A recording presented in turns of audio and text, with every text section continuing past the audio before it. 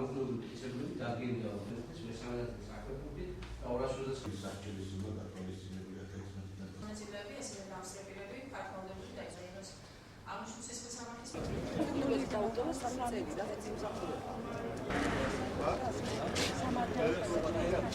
დიდი მადლობა მოსამართლე და დიდი მადლობა და თენგო ჩვენს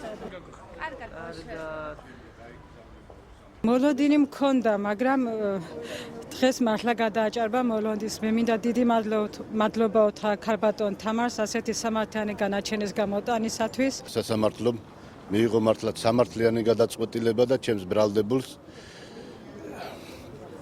მიესაჯა მხოლოდ ხულიგნობის ნაწილში თავისუფლება აღკვეთა 3 წლის ვადით, რაც შეეხება განზრახულობის ცდელობის ნაწილში, მის მიმართ იქნა მიღებული გამამართლებელი განაჩენი, რაც იშვიათი მოვლენაა დღევანდელ სასამართლო ცხოვრებაში. პროკურატურას რო ქონდა სუსტი არგუმენტები და არა პირდაპირ მტკიცებულებები დამადასტურებელი გიორგაძის ბრალისა, ამიტომაც იქნა მიღებული გამამართლებელი განაჩენი.